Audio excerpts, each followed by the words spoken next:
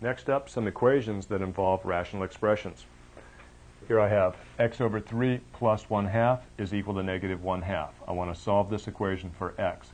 I could simply solve it using the fractions right here, but instead what I'm going to do is find a least common denominator for all the denominators. The least common denominator, remember, has the property that all denominators divide it evenly.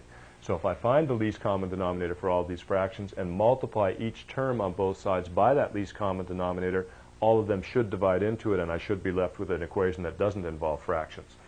So the least common denominator for 3 and 2 is the number 6. So I'll multiply this side of the equation by 6, and then I'll do the same thing to the other side of the equation. So now when I multiply 6 times x over 3 by the distributive property, I have this, plus 6 times 1/2 is equal to negative 1/2 times 6. 6 times x divided by 3, remember this is 6 over 1. 3 divides into 6 twice, times x is 2x. Plus 6 times 1/2 is 3. Negative 1/2 times 6 is going to be negative 3. I add negative 3 to both sides. I end up with 2x is equal to negative 6. Divide both sides by 2, and I have x is equal to negative 3. So that's my solution, x equal negative 3. And you see this equation right here is the equation I obtained by multiplying both sides of my original equation by the least common denominator. Notice that it's very simple to solve. So what I'm doing with these problems right here is clearing the equations of fractions. Notice if I substitute x equal negative 3 back into my original equation, I have negative 1 plus 1/2 is negative 1/2. So I get a true statement. Let's try another problem. How about this equation right here? I look for the least common denominator for y, 2, and 4.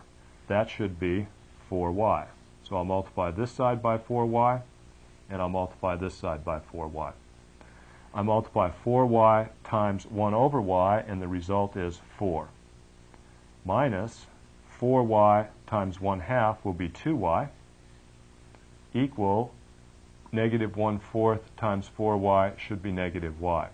So there I've done two steps at once. I've found the least common denominator and multiplied both sides by it, but I didn't actually show that distributive property. I'm using the distributive property and simplifying at the same time.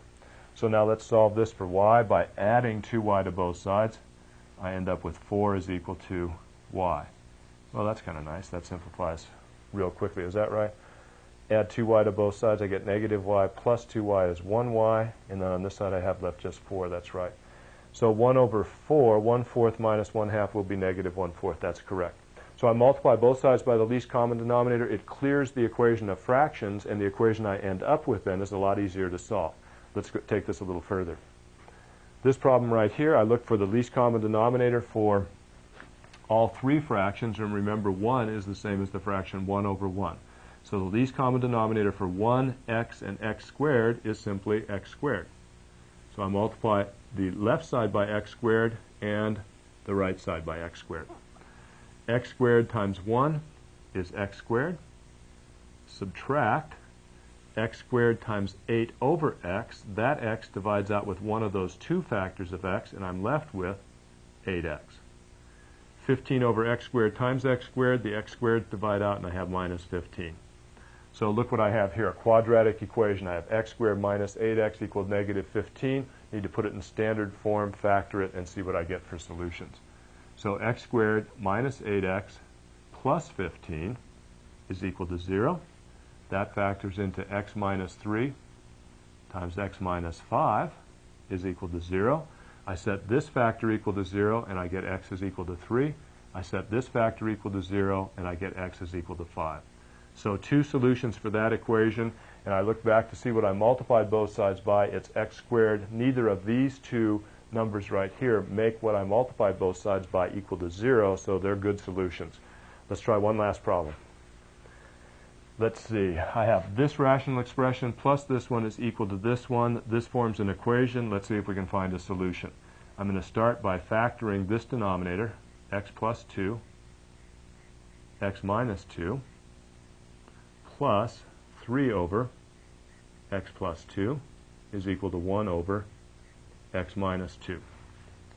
So if I look at this denominator, this one, and this one, I see that the least common denominator is x plus 2 times x minus 2. So I'm going to multiply this side by that, and then this side also. Now, if x turns out to be negative 2 or 2, I can't use them because I've multiplied both sides by 0. So I take this product right here, multiply times this first rational expression, and the result is just 8. Both of those factors divide out with both of those. Plus, this product right here times this second rational expression, the x plus 2's divide out, and I have 3 times x minus 2 left. Equal this times that product, the x minus 2's divide out, and what I have left is x plus 2. So let's see if we can solve this real quickly. 8 plus 3x minus 6 is equal to x plus 2. This is 3x plus 2 is equal to x plus 2. I'll add negative x to both sides. I'll end up with 2x. I'll add negative 2 to both sides, and I'll end up with 0. So I end up with one solution, x is equal to 0. So when x is equal to 0, I get a solution to this equation right here. So I have to check that x equals 0 back in my original equation and be sure that I don't have any undefined terms. The only way my original equation would have any undefined terms would be if x came out to be negative 2 or 2. In this case it didn't. X came out to be 0, so I don't get any extraneous solutions. Same idea in all of these problems. Factor all your denominators, then build the least common denominator from those factors, multiply both sides of the equation by that expression, and you'll be left with an equivalent equation that does not contain any fractions.